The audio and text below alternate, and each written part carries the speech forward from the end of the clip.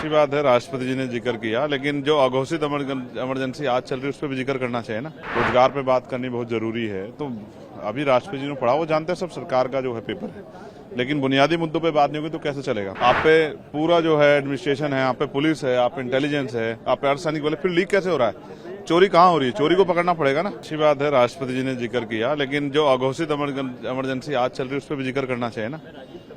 कहाँ जो है वंचित वर्ग की महिलाओं को आगे बढ़ने का अवसर मिला है, और जो 80 करोड़ लोग हैं जिनको सस्ता राशन की बात चल रही है, वो कौन लोग हैं?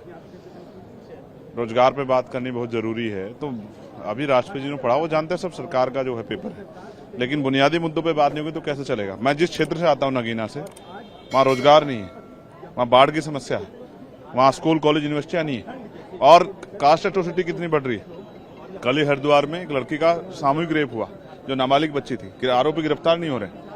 तो राष्ट्रपति जी को हम तो उम्मीद करके बैठे, राष्ट्रपति जी बोलेंगे इस पे कि जो देश में जो आज हालात हो रहे हैं, एनसीआरबी का डाटा कहता है महिलाओं पे इतना उत्पीड़न हो रहा है, इस पे भी बोलेंगे, लेकिन ऐसा कुछ सुनने को नहीं मिला। तो अभी कोशिश करें, कल अपनी बात कहेंगे। नीट का जिक्र भी किया उन्होंने कि नीट के खिलाफ सख्त से सख्त कार्रवाई होनी चाहिए, मगर लीक क्यों हो रहा है? आप ये सोचने की सवाल है ना। आप पे तो सब कुछ है, आप पे पूरा जो है एडमिनिस्ट्रेशन है, आप पे पुलिस है, आप पे इंटेलिजेंस है, आप पे अर्धसैनिक बल, फिर लीक कैसे हो रहा है?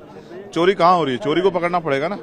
तो कब कल होने वाली चीज पे कल होगा, जैसे हत्या होगी है तो कार्रवाई होगी, ये क्या बात है? हत्या होनी बंद होनी चाहिए ना, सवाल ये।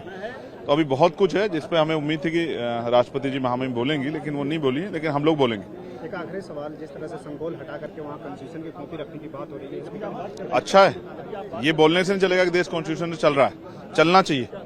चलेगा तभी देश में बदलाव होगा, और अखंड भारत भी तभी बनेगा, मजबूत भारत भी, सम्राट अशोक के सपनों का भारत भी तभी बनेगा जब संविधान के आधार पर देश चलेगा और सबको मौका मिलेगा। कल से हमने शुरुआत कर दी है। हमने कल भी माननीय अध्यक्ष जी से अपील की कि हमें बोलने में मौका दे, बड़ी आवाज उठाने के बाद मौका मिला। तो नई पार्टी को मौका मिलना चाहिए, और क्योंकि हम भी बहुत लोगों के चुन के द्वारा भेजे गए वो हैं, अपनी मर्जी से नहीं आए, जनता ने भेजा अपनी बात रखने के लिए, तो उनकी बात उठाने का मौका नहीं मिलेगा तो फिर क्या चलेगा। तो हम नगीना का धन्यवाद देते हैं, और नगीना के जरिए देश के जो कमजोरों की, बहुजनों की, हक वंचित समाज के लोगों की आवाज है उसको उठाते रहेंगे, इसलिए हम पार्लियामेंट में।